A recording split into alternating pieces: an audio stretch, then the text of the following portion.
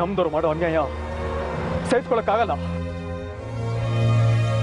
ಅದರಲ್ಲೂ ಪ್ರೀತಿಸಿರೋ ಜೀವ ಹಾನಿ ಮಾಡಿದ್ರೆ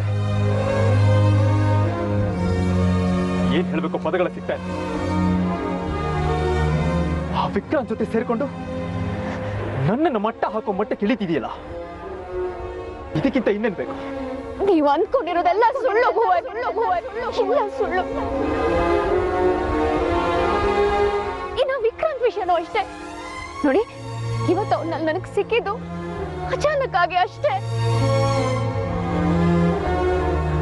ಇನ್ನೊಂದು ವಿಷಯ, ಅವನು ನಿಮ್ಮನ್ನ ಜೈಲಿಗೆ ಹಾಕ್ಸಿದ್ರ ಬಗ್ಗೆ ಅವನಿಗೆ ಬೇಸರ ಇದೆ. ನಾನು ಹಾಗೆ ಮಾಡಬಾರ್ದಾಗಿತ್ತು ಅಂತ ನನ್ನ ಹತ್ರನೇ ಹೇಳ್ಕೊಂಡ ಅವನು. ಓ, ಇದನ್ನೆಲ್ಲ ಅಲ್ಲಿ ಅಚಾನಕ್ ಸಿಕ್ಕಿದಾಗ್ಲೇ ಹೇಳ್ದ ಅವನು? ಹೌದು ಭುವನ್, ಅಷ್ಟೇ ಅಲ್ಲ, ಅದೇನು ಅಂದ್ರೆ ಸ್ಟಾಪ್. ನಿನ್ ಮೊಬೈಲ್ ತೆಗಿ. ಯಾಕೆ ತೆಗಿ ಹಿಂದೆ. ಲಾಸ್ಟ್ ಡೈಲ್ ಮಾಡಿರೋ ನಂಬರ್ಗೆ ನನ್ನ ಎದುರಿಗೆ ಮತ್ತೆ ಫೋನ್ ಮಾಡು. ಯಾಕೆ?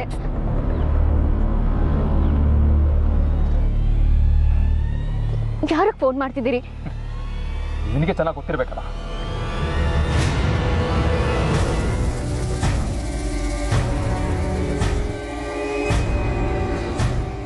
Hello, Vikrant here.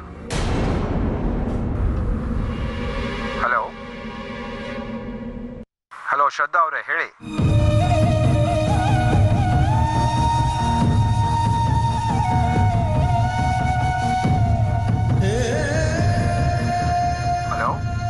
Hello Shraddha ಅವರೇ, ಹೇಳಿ.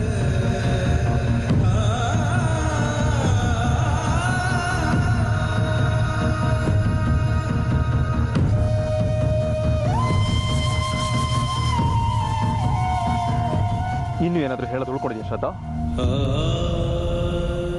ಏನಿಂದ ನೀನು? ವಿಕ್ರಾಂತು ಅಚಾನಕ್ ಆಗಿ ಸಿಕ್ಕದ್ನಾ? ನೀನಾಗ ಫೋನ್ ಮಾಡಿ ಅವನ್ನ ಮೀಟ್ ಮಾಡಕ್ ಹೋಗಿರೋದು ನನಗೆ ಗೊತ್ತಿಲ್ಲ ಅಂದ್ಕೊಂಡಿದ್ಯಾ? ಭುವನ್, ನಾನು ಅವನಿಗೆ ಕಾಲ್ ಮಾಡಿಲ್ಲ ಭುವನ್. ಅದೇನ್ ಡಯಲ್ ಆಗಿದೆಯೋ ನಂಗೆ ನಿಜವಾಗ್ಲೂ ಗೊತ್ತಿಲ್ಲ. ಅಯ್ಯೋ ಪಾಪ, ಮೊಬೈಲ್ಗೆ ತಾನಾಗೆ ಮನಸ್ಸು ಬಂದು ವಿಕ್ರಾಂತ್ ಫೋನ್ ಮಾಡ್ಬಿಡ್ತು ಅಲ್ವಾ? ಬೆಕ್ಕು ಕಣ್ಣು ಮುಚ್ಕೊಂಡು ಕತ್ತಲಲ್ಲಿ ಹಾಲು ಕುಡಿದ್ರು ಜಗತ್ತಿಗೆ ಗೊತ್ತಾಗೋ ಕಾಲ ಶ್ರದ್ಧಾ ಇದು. ಇಲ್ಲಿಗೆಲ್ಲ ಮುಗಿದೋಯ್ತು. ಕಲ್ಲಾಗಿರೋ ನನ್ನ ಎದೆಲಿ ಇನ್ನು ನಿನಗೆ ನೆಲೆ ಇಲ್ಲ.